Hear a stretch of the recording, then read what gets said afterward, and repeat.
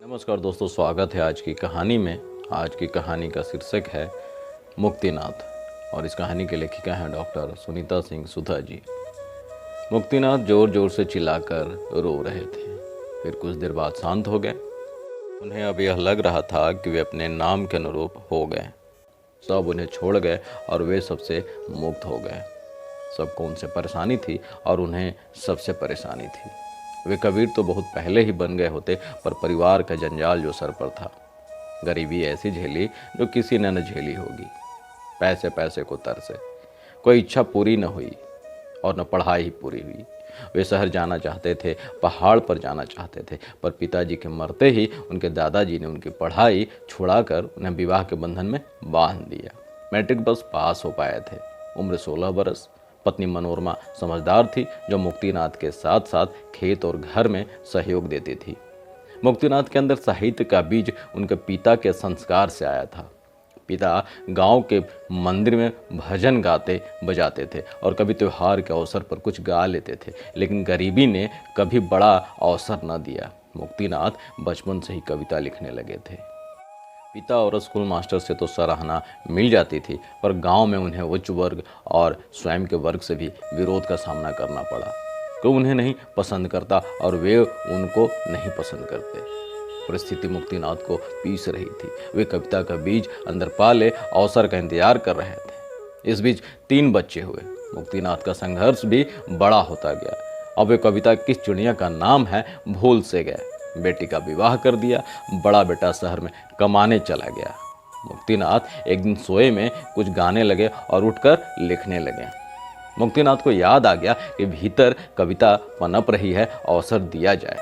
मुक्तिनाथ धीरे धीरे अब पूरी तरह से लेखन में समय देने लगे। खेती पड़ती रह गई। छोटे बेटे की पढ़ाई छूट गई। बेटी के विवाह के कर्जदार दरवाजे तक आने लगे। मुक्तिनाथ को पत्नी, बेटा, बेटी, गांव, रिश्तेदार, समाज सब कोसने लगे कि कमाई नहीं कर रहा है और कविता लिख रहा है। मजाक और व्यंग्यवाणों का प्रहार हुआ, लेकिन मुक्तिनाथ अब डिगने वाले नहीं थे। आखिर कब तक अपने अंदर पनपे बीज पौधे से पेड़ नहीं बनने देते। अंदर पनपने वाले बीज को उखाड़ फेंकने की हिम्मत भी वे नहीं जुटा पाए थे, क्योंकि साहस में कविता भीतर बड़ी थी। आज बड़े बेटे के साथ पत्नी, छोटा बेटा और मुक्तिनाथ की माँ सभी ने दंश देकर और स्वयं दंश सहकर शहर चले गए, मुक्तिनाथ को मुक्त करके। सबकी एक ही शिकायत थी, मुक्तिनाथ ने दिया ही क्या। सबकी एक ही शिकायत थी कि मुक्तिनाथ ने दिया ही क्या है हमें। पत्नी मनोरमा कहती, एक पैसे का सुख न समझी, एक पैसे का सुख न समझी, इनके अंदर का संतोष कोई सपना न पूरा किया। बेटे का कथन था, पिताजी पगला गए हैं, पिताजी तो पागल हो गए हैं, कोई काम धाम तो करते नहीं, कविता कागज पर लिखते हैं। कौन पढ़ेगी इनकी कविता, कौन पढ़ेगा इनका लिखा। लोग आज फेसबुक, इंस्टाग्राम को आदि पर लिख रहे हैं और उनके फॉलोअर्स भी हैं। एक दिन इनका लिखा रद्दी के भाव बिकेगा। देख लेना, मेरा कहा सच होगा। मुक्तिनाथ को ये बातें उनको भीतर से चीर देती थी।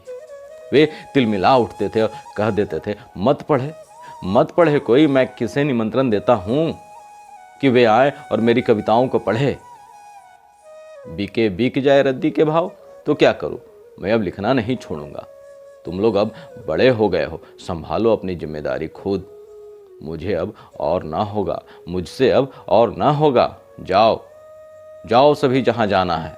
मुक्तिनाथ कभी किसी कवि सम्मेलन में नहीं गए, किसी पत्रिका में नहीं छपे, किसी संगठन से नहीं जुड़े।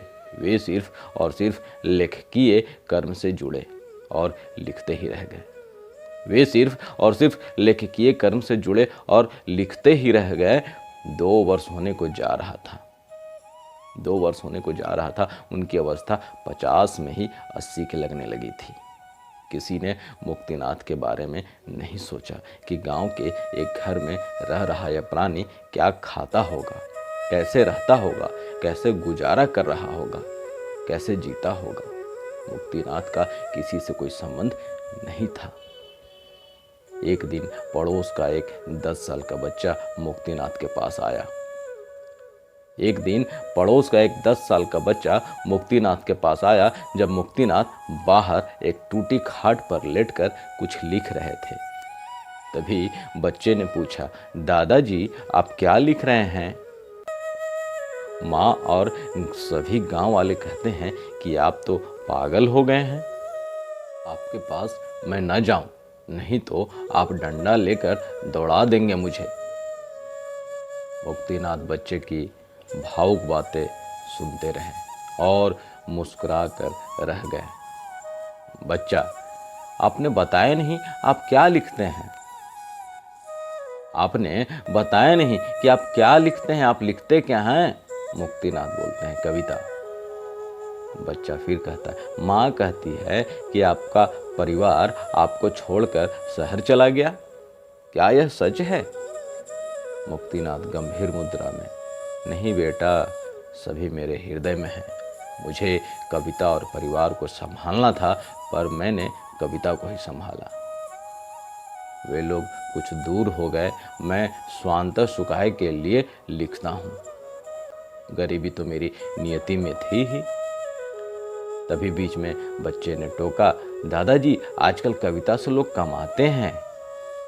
मुक्तिनाथ, बेटा मैं धन कमाऊं तो साहित्य सरिता न कमा पाऊंगा। बेटा मैं धन कमाऊं तो साहित्य सरिता न कमा पाऊंगा। बच्चा बोलता है, नहीं दादाजी, लेखन से पैसा कमाया जाता है। मुक्तिनाथ, बेटा यह सब भ्रम है।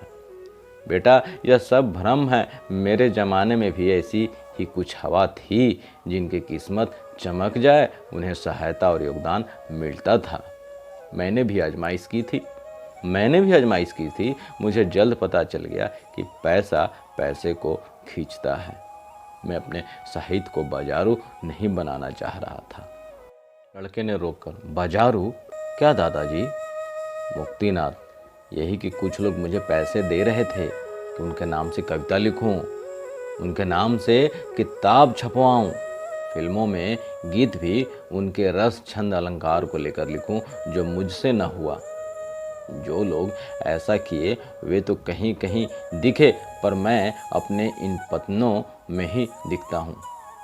जो लोग ऐसा किए वे तो कहीं कहीं दिखे, पर मैं अपने इन पन्नों में ही दिखता हूँ। इसी में एक दिन मर जाऊंगा। उस दिन के बाद रोज ही बच्चा आता और एक कविता मांगकर टाइप करता, फिर चला जाता। वह उन कविताओं को फेसबुक, इंस्टाग्राम को पर पोस्ट करने लगा। देखते ही देखते मुक्तिनाथ की वे कविताएं वायरल होने लगी। उनका अनुवाद कई विदेशी भाषाओं में होने लगा। किसी प्रकाशक की नज़र पड़ी और वह उन कविताओं को लेकर एक किताब के रूप में छाप दिया। उस वर्ष की वह सर्वश्रेष्ठ पुस्तक साबित हुई और उस पर साहित्य अकादमी पुरस्कार की घोषणा हुई। पत्रकार, मीडिया मुक्तिनाथ का इंटरव्यू लेने के लिए गांव में आने लगे। गांव में हलचल मच गई। सबने मीडिया कर्मियों को मुक्तिनाथ के दरवाजे